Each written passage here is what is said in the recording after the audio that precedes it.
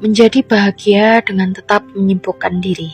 Oke, kali ini aku akan membahas tentang konsep Ikigai. Ikigai ini berasal dari bahasa Jepang. Iki yang artinya kehidupan dan gai yang artinya nilai. Jadi Ikigai itu sebenarnya apa sih ya?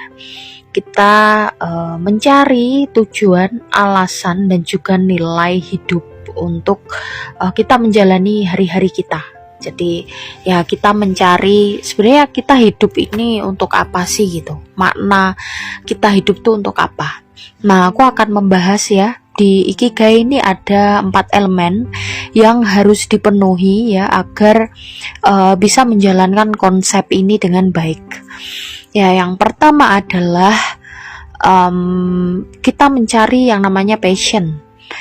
Tentu semua orang punya passion ya, nggak mungkin lah kita nggak punya passion gitu. Nggak ada manusia yang nggak punya passion, pasti semua punya passion. Yang ada mungkin belum menemukan aja. Kalau kamu belum menemukan ya kamu cari passion kamu apa. Contoh misalkan ada yang suka nulis, ada yang suka bikin konten, ada yang suka memasak, ada yang suka berberes rumah dan lain sebagainya. Jadi kamu harus cari hal yang benar-benar kamu melakukannya itu dengan bahagia, dengan senang, dan kamu melakukan itu tanpa beban. Itu yang namanya passion gitu ya. Biasanya passion ini ada kaitannya dengan bakat juga. Biasanya orang-orang yang punya passion tertentu tuh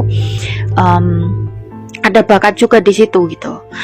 Yang kedua adalah ketika kamu sudah menemukan passion atau menemukan sesuatu hal yang kamu senang melakukannya gitu ya. Yang kedua adalah temukanlah profesi. Profesi ini adalah sesuatu hal yang dimana kamu melakukan itu kemudian ada yang membayar. Nah, ini sambungan dari yang pertama tadi tentang passion. Setelah kamu menemukan passion, lalu kamu lakukan passion itu terus menerus, lama kelamaan passion kamu atau ya gampangannya hobi lah ya, lama kelamaan hobi kamu itu bisa dibayar ya. Misalkan kamu nulis buku, nah mulai dari kamu nulis buku itu kan kamu mulai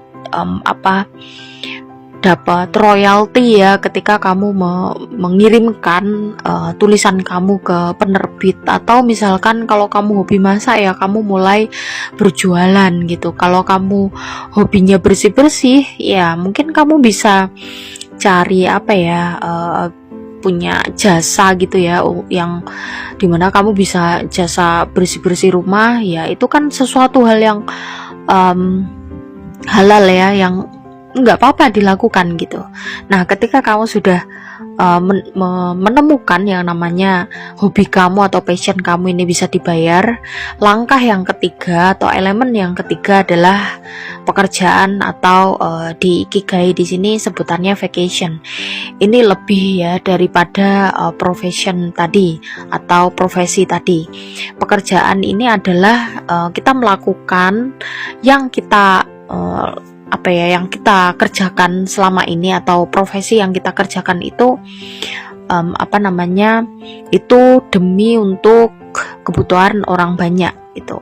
Misalkan ketika kamu menulis buku, nah saat kamu menulis buku tujuan kamu adalah untuk misalkan kamu ingin memberikan edukasi sebanyak-banyaknya ya tentang ilmu yang kamu kuasai terhadap masyarakat luas, misalkan seperti itu. Nah, itu. Terus misalkan kamu hobi masak ya berarti kamu mengedukasi wanita-wanita atau laki-laki ya di luar sana yang memang pengen masak, gimana caranya gitu ya biar lebih mudah masaknya. Terus kemudian kamu kasih ilmu gratis ke mereka gitu kan misalkan. Atau kamu bikin campaign, atau mungkin kamu sedekah ya setiap hari Jumat dari hasil kamu jualan misalkan. Nah, setelah kamu memenuhi unsur atau elemen yang ketiga, yang terakhir adalah kamu temukanlah misi. Ya kalau aku menyebutnya sih biasanya misi jiwa ya. Jadi temukanlah tujuan hidup kamu gitu.